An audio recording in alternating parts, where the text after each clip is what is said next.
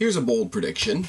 No Mercy is going to kick the ever-loving shit out of Clash of Champions. Oh yes. What's going on, everybody? It's your buddy, it's your pal Spaz, Phoenix, the YWC Reality Check, here with your October 4th Go Home to No Mercy SmackDown Live review. Getting a bit redundant at this point, but great show. On the kickoff, we announced that Cena, Styles, and Ambrose were going to go face to face to face. Miz on Miz TV was going to delight us with a Dolphumentary leading into his career versus title match on Sunday. They replayed the whole Orton Wyatt backstage chase stuff from last week. We announced we're going to get Nikki Bella versus Alexa Bliss. Oh yes, and Bray Wyatt is going to take on Kane in a rematch from Backlash. Not so excited about the last one, but they got it out of the way early. Bray Wyatt versus Kane starts off. We open the show. We open the show with a match. Really a lot better than Monday Night Raw opening up with a Roman Reigns promo that had to be saved by Lana. Oh yes. Boots in a mudhole stomp by Wyatt, double-handed choke by Kane, corner splash by Wyatt who rides a headlock, jawbreaker by Kane, corner clothesline, sidewalk slam and a DDT, Uranagi and a senton by Wyatt. Orton appears on the Titantron, not only on the Titantron delivering a sort of Bray Wyatt-esque promo, but he's also upside down, because when the promo came on, Wyatt was doing his upside down spider walk gimmick. Uppercut by Kane, and we zoom in on Kane and we see that Kane's mouth at some point in the match has been busted open, so the red coming off of his face, and he's got the red mask, and it was kind of interesting. Wyatt just sort of starts laughing and leaves, and he poses at the top of the ramp for a while, and I figured they were going to do the predictable thing and have a jump attack by Randy Orton, but that didn't happen. What did happen was Kane unfortunately winning by countout over Bray Wyatt, but you know, it was short. Nobody wants to see Kane. Kane is fucking useless. The people that are like, Kane should put over the demon Finn Balor, I addressed that in my last Q&A, and I get it, but really no. Backstage, Corbin is being interviewed by some new chick, Mercedes something or other, talks shit about Jack Swagger. He comes face to face with Swagger. Swagger says he's going to find Daniel Bryan and Shane and see if we can get a match set up for later tonight, and it's all good. What I like about this is Corbin didn't fuck off. He didn't do the cowardly heel thing. He did the overly boastful heel thing, which is awesome for a guy his size, but he didn't fuck off and chicken out, which is great. Wyatt hunts for Orton in the back, and it's the creepy guy. It's the Bray Wyatt equivalent of what I say to you guys all the time. Anything you can do, I can do better. Last week, Orton had to chase Wyatt. This week, Wyatt has to chase Orton. It's really simple, but with some of the writers from NXT having a hand in the SmackDown booking, I'm starting to decide that the simple stuff on SmackDown is what makes it good. Alexa Bliss versus Nikki Bella. Because SmackDown just loves me. Oh yes. Carmella's on commentary, unfortunately. I won't say she's terrible, because she's new. She needs to work on her stuff in the ring a little bit. You really don't need to have her on commentary. I'm just not as bad as Ashton Kutcher on Raw, burying the Universal Champion, but still pretty bad. Back elbow and an STO by Bliss to start the match. A trip by Bella. Knee to the face by Bella and a shoulder tackle and a dropkick. Bella tosses Bliss into Carmella on the outside. Bliss eats turnbuckle and responds with a double boot. Bella sets up for the TKO that she's been doing now since she can't do the rack attack anymore, which is sad. She doesn't get to hit it though because Carmella comes from commentary, runs in, attacks Nikki Bella. You know, it's a schmoz. Beat down by Carmella and Alexa Bliss on Nikki Bella. The obvious save is made by Becky Lynch, and we go to commercial break. And again, predictable results, but I don't mind it whatsoever. We come back from the commercial break, and the match has been restarted as a tag team match. Lynch and Bella versus Bliss and Carmella. Bliss and Bella start the match all over again. Arm drag, arm bar by Bella. Back elbow by Bella. Snake eyes by Bliss. Straight jacket takedown by Bliss was nice. I like that a lot. And some mounted punches. A double hair takedown by Bliss and Carmella. Bronco buster by Carmelo and a standing headlock by Bliss. Hands off. Sorry, I can't read my writing at all. She's got a headlock on Nikki Bella. Bliss does. She hands it off to her partner Carmella, who continues the headlock. That's awesome. They're not a tag team, but this is a tag team match. That's fundamental tag team psychology. I've already got this guy in a submission. Come on in. Why don't you take over this submission and I'll take a breather for a second. That's fucking great. Rolling clotheslines, 2 of them, a drop kick, an exploder suplex, 2 of them, all by Becky Lynch off the hot tag. Apron forearm by Becky Lynch and a super kick by Carmella. Spear by Nikki Bella and a twisted Bliss on Becky Lynch by Alexa Bliss gets the win. Now we go into Sunday. The challenger has pinned the champion again.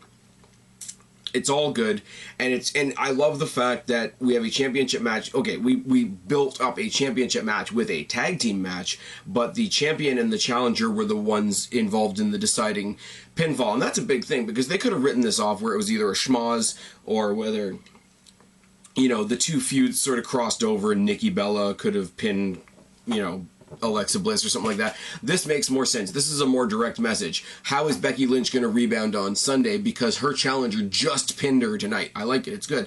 Wyatt in the back continues to search for Orton.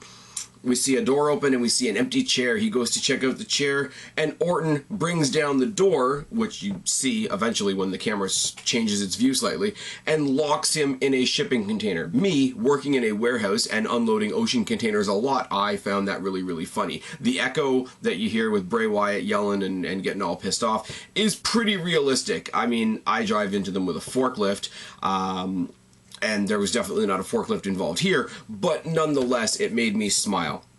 It made me smile a lot. We switch to cam footage, which is great. If anybody remembers back in the day when Undertaker would, you know, throw somebody in a hearse and drive off, and then magically there would be a camera in the hearse. Kind of the same deal here, you know, that famous "Where to, Stephanie" shot. They kind of did the same thing here, where they switched to black and white fuzzy footage of inside the ocean container and Bray Wyatt losing his shit, which is great, you know. It's a very, very simple story. Once again, here's this guy that plays mind games, and he definitely doesn't like having mind games played on him. Could have done without this, but the Vaudevillains versus the Hype Bros. Gotch and Mojo start the match, front slam by Mojo and a falling fist drop as we see Ascension has arrived on the ramp. Spoiler alert, that's all they do in this match. They show up on the ramp. Arm drag, armbar by Ryder, roundhouse by Gotch, back elbow by English, exploder by Gotch, rope choke by English, and a boot by Gotch, and jabs by English. Double team jabs by the Vaudevillains, a headlock by English, a scoop slam by English, rolling tackles by Mojo, corner splash, gorilla front slam by Mojo. Hype Rider gets the win for the Hype Bros. Now this goes into something I talked about on Monday in my Raw thing with the... who was in the tag match? It was the Club and Golden Truth. Now, the team I wanted to win won on that night, but the other team got all the offense. Same thing here. Hype Bros got the predictable, almost old-school John Cena-like finish, where you recoup as if nothing's happened, hit your couple of moves of doom and get the win. Vaudevillains, as much as I don't like their gimmick, and as much as their gimmick definitely doesn't work on the main roster, got the majority of the offense in this match, and I wouldn't have, after their performance tonight, I wouldn't have minded them picking up a win. They could really use it. Ascension, like I say, stood out on the ramp doing nothing. And this is something that we've seen SmackDown do before to highlight their tag team division, because they're much like their women's division, their tag team division is better than Raw, and I'm not saying that in a team blue, team red kind of way. In the tag division on SmackDown, fucking camera lady again. Swear to God, my camera's really starting to hate me. This is going to become another running joke, like I can speak, I swear, or fuck off, I'm doing a vid. Getting back to my point, I think that the Ascension were out there because basically SmackDown, the tag team division, is a lot like the women's division in the sense that they have more people that they're highlighting all at once. Raw basically highlights Enzo and Cass, the Club, and the New Day. SmackDown highlights, you know, Beauty and the Man Beast, who we're going to talk about later on, the Usos, American Alpha, and still tries to keep these other 3 teams, Vaudevillains, Hype Bros, and Ascension, relevant. Now, when they did their first episode of SmackDown Live after the draft, they had it where 2 of the teams were going to fight, and then just all the other teams just started showing up for no reason. I don't think they need to do that, but it's cool to think that, hey, just because you're watching these 2 teams right now doesn't mean they're the only teams in the division. I get what they're trying to do, and I agree with it to a certain degree, but I think they need to rein that back a little bit. I mean, when they do it every now and then, to show that, hey, somebody else wants to keep their name in the equation, that's great. If you do it every week, then it just becomes a thing that they're doing every week. Does that make sense? I'm not hating on it. I get it, but it's something you need to be careful with. Miz TV presents the Dolphumentary. Now, the great thing about this, I thought it was just going to be like a joke promo package of Ziggler looking like an idiot. But they edited it and they put it together like one of the WWE 24 documentaries with all the graphics from the WWE... I'm going to sneeze! Get my composure back. They did it like the WWE 24 documentaries with the graphics and the backstage comments and all that sort of thing. But they go over a lot of stuff. They go over when he was Kerwin White's caddy. They go over the Spirit Squad. They go over him having to kiss Sheamus's ass. They go over him getting knocked out by Hugh Jackman.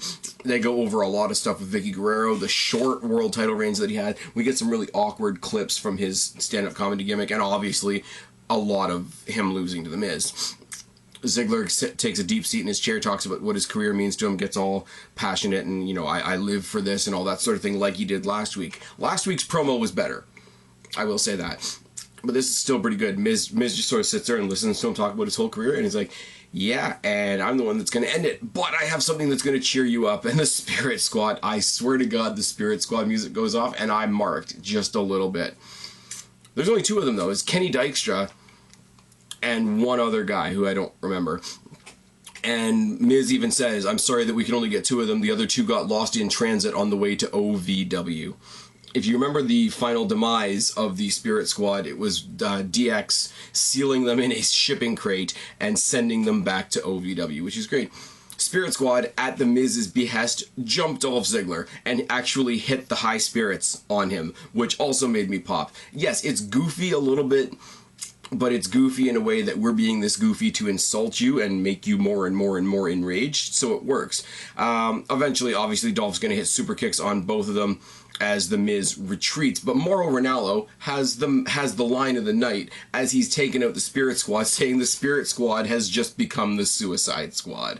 Oh yes, not quite sure if that's considered PG, and not quite sure if he's going to get shit on for that later on, but it was a good line for the time. We see more footage of Wyatt going crazy and talking to himself in the ocean container. Nikki Bella versus Carmella is finally confirmed for No Mercy, which is good. Jason Jordan takes on Jey Uso with their respective partners in the corners, etc. Takedown and mounted punches by Jordan, boot by Jey, hangman by Jey, and a headlock. They do this weird thing, and I like it. It's really, really good, because the whole thing that started off the Usos heel turn was the American Alpha sneaking a win in, like, less than a minute, right? Jordan, I have to figure out how to explain this. Jordan pushes Jey into the turnbuckle, and Jey sort of bounces off in a backwards direction towards him. He tries to do a back suplex. Jey blocks it. Jordan just kind of sits down into a pin and gets the fluke win. I don't mind it being a fluke win, because we know that that's what pissed off the Usos to begin with. There's a lot of continuity to that story, and I really, really like it a lot. He gets the win, but obviously Jimmy jumps Gable on the outside, throws him into the steps. Jey chop blocks Jordan. They do the thing with the knee. That's been their MO ever since. Dirty chop block on the outside. They get him in. Tequila Sunrise, and Jimmy's about to do the body splash onto the one leg that's not locked in the Tequila Sunrise. Slater and Rhino come out. They make the save. We go back to the sketchy black and white footage of Bray Wyatt actually singing to himself in the container, and then he sort of reaches out into the darkness and he's talking to Abigail, and he says, "Take me home." When we get back from commercial break, Orton comes back, big smile on his face, opens up the ocean container. Bray Wyatt's gone. Ooh. I don't know. It's one of those see you Sunday type things, and for this, it's along the same lines, obviously, of an Undertaker. You know, now you see me, now you don't, see you Sunday type thing, and I like it a lot. The fact that he addresses going a bit crazy while he was locked up, he addresses Abigail, says he's going home. Now, does this mean they're going to change up his gimmick at all? Is he going to go even more crazy, more deranged? Is he going to come back with more of the Wyatt family? Are we going to see a debut of somebody actually incarnating Sister Abigail? I hope they don't. I hope there's never actually a physical Sister Abigail, and I will tell you why. And my comparison is the Terminator series. The Terminator series of movies, the first couple of movies, it has all the containers warning us about Doomsday, talking to us about Doomsday, telling us what Doomsday was like. And they make such an image in your mind that when they actually made a movie showing you what Doomsday was like, it was never going to be as good as what you pictured in your head.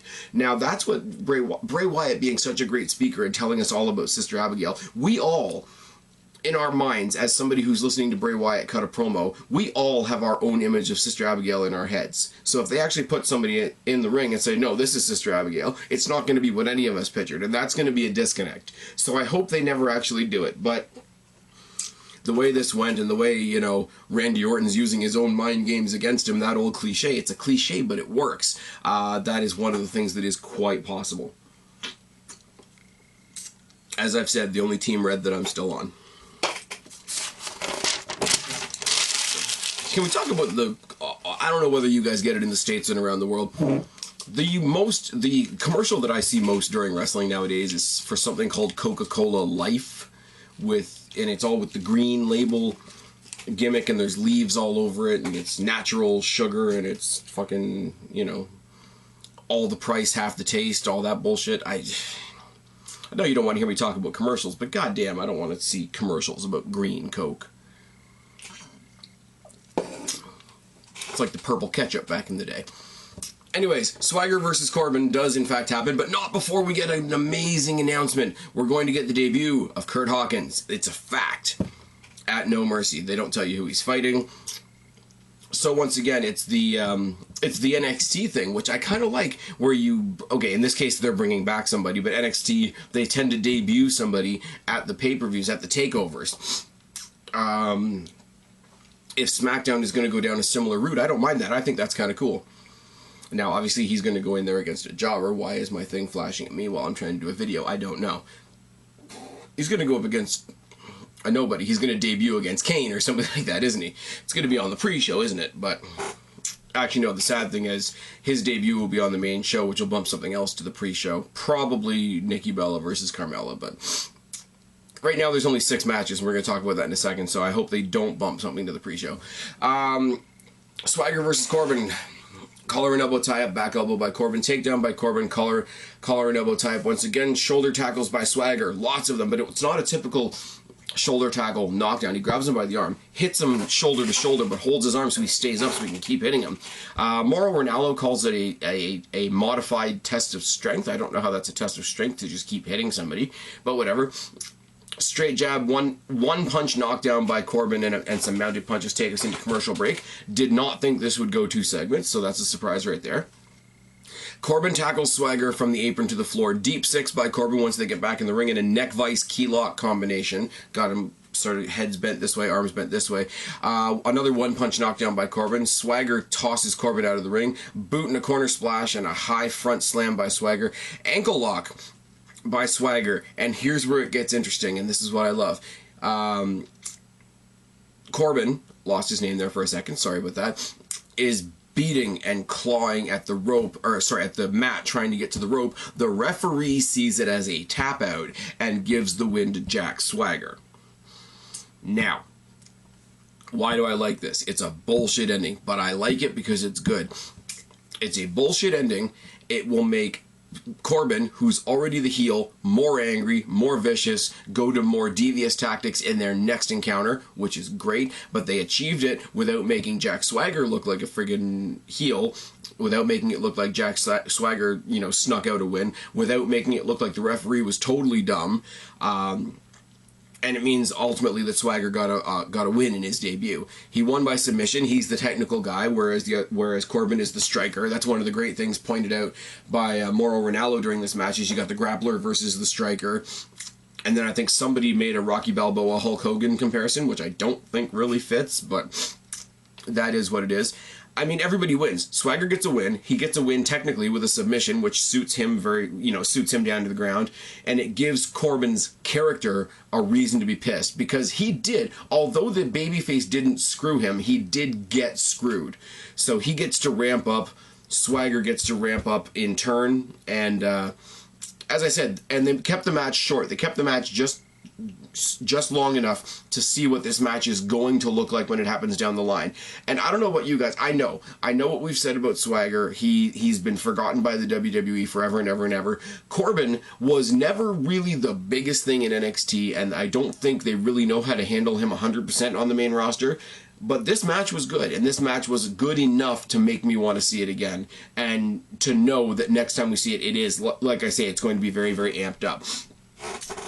Now, my fear is that one of them, instead of having this match again, one of them is going to be in the debut match with Hawkins, which is just sad. Kurt Hawkins versus Apollo Crews could be good. What the hell are they doing with Apollo Crews? Another story for another day. Our main event segment is a face-to-face with the champion, with the guys fighting for the championship on Sunday. Styles comes out and says, I beat Cena, I beat Ambrose, I'm the champ, roddy rah, I'm going to beat them again on Sunday.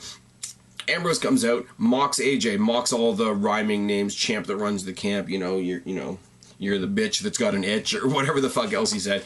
And then he calls out Cena for all the stuff that was said on Talking Smack last week. Cena comes in, and this was fucking brilliant. Okay? Cena comes out, he's got the mic, he's about to say something, and AJ Styles is like, no, shut up. Just shut up. We know what you're going to say. Roddy rah, you're chasing history, and you do not deserve to be in the same conversation as Ric Flair, because you are no Ric Flair. And he basically expands on that for a minute or so. And he says, you know what, I'm going to sit back on Sunday, just like I'm going to sit back right now and watch you make an ass of yourself. John Cena raises the microphone to say something once again. Ambrose takes his turn. No, shut up. And basically proceeds to take apart every typical, quintessential cookie-cutter John Cena promo that we have ever seen, talks about how he's had more matches in the past couple of years than John Cena has, that he's fake and plastic and he kisses the company's ass, and if that's what it takes to be a superstar, then he doesn't want to be a superstar. I'll just sit over here in this corner and be Dean Ambrose while you're sitting over there playing John Cena. That is, if that line is not the last thing we hear in the video package leading up to this match on Sunday, then WWE has missed a beat, because there's more meaning to that one line of dialogue that I think WWE or Dean Ambrose even realizes. I'll be over here being Dean Ambrose while you're over there playing John Cena. Fucking brilliant. Cena raises the microphone to his mouth for a third time, says talk is cheap, which is funny coming from him, and then they brawl for a couple of seconds. Three-way brawl.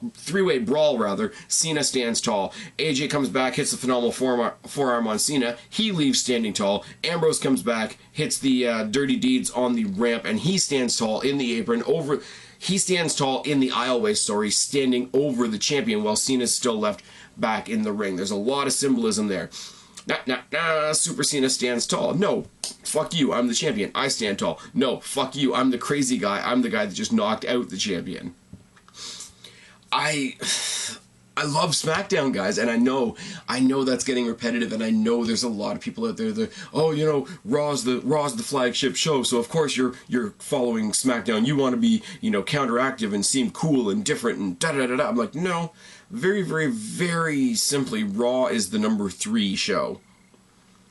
Raw is the number 3 show. SmackDown is the A show. It is just a thing. I will say, like I said on Raw last night, the cruiserweights in the women's division saved Raw last night from being a fucking cancerous wrestling funeral. It really did. But on Talking Smack, I do like when Daniel Bryan and Renee Young were talking about the women's match coming up this Sunday. Daniel Bryan did challenge Becky Lynch and Alexa Bliss to outdo what Charlotte and Sasha Banks did on Raw last night. And you know what? I think they will. Nobody else thinks they will. Becky Lynch got, overlooked in NXT. She got overlooked in the Divas Revolution that became the Women's Evolution. And now she's finally a champion. Just barely. Just got there. Alexa Bliss was overlooked in NXT. She wasn't even thought of during the Divas Revolution, Women's Evolution. And now it's that bitter, bitchy, no, I'm not going to be looked over anymore. So I think that attitude in character and for those two stars legitimately is going to carry over on Sunday. Could be one of the matches of the night. We didn't really learn anything else much from Talking Smack. I was hoping they were going to announce another match, or announce a Corbin Swagger rematch, or announce who Kurt Hawkins was going to face in his debut match at the pay-per-view. They didn't announce any of that. They could. It could happen throughout the week. Roddy rah. But as it stands right now, and I will take this opportunity to tell you guys, check it out tomorrow night, Wednesday, 11 o'clock my time. You guys are going to have to figure out what time that is. Myself, Guapo, Kristen will be doing what we do. We will be doing the tackle for SmackDown's No Mercy pay-per-view this Sunday. I really, really hope that you guys will come and join us. Come join the conversation in the chat. It's always a lot of fun. But as it stands right now for this Sunday, No Mercy, presented to us by SmackDown, the A show. We have Nikki Bella versus Carmella. We have Orton versus Wyatt. We have Alexa Bliss versus Becky Lynch for the SmackDown Women's Championship. We have the brand new heel Usos taking on the Beauty and the Man Beast for the SmackDown Tag Titles. We have what I'm predicting right now will be the match of the night. Quote me on it. Dolph Ziggler versus The Miz. Championship versus career for the Intercontinental Championship. And then in the main event, we have what will also be an amazing match with John Cena versus AJ Styles versus Dean Ambrose. This will destroy Clash of Champions. This will destroy anything they decide to do at Hell in the Cell. Right now, the only match we know about is Roman Reigns versus Rusev. Again. I can't wait, and I know I'm a little bit biased on this because I'm going to be at the fucking show. I cannot wait till Survivor Series when we see what Raw presents versus what SmackDown presents, side by side on the same night, because Raw can suck it. And if they got rid of Raw and just moved this show exactly the way it is, the same writers, the same people, the same stories, the same time slot, the same build, the same mentality, the same everything, to Monday, and we had SmackDown and NXT, WWE would be doing better than it's doing right now. I can promise you. And if you don't believe me, that's okay. If you don't agree with me, that's okay. I'm Spaz Phoenix. You're not. Spaz Phoenix, the YWC Reality Check. Subscribe up there. Talk down there. Start a conversation. Keep all these conversations going. Don't be a stranger. I'll talk to each and every last one of you later. But for right now, I'm tagging out. Bye, guys.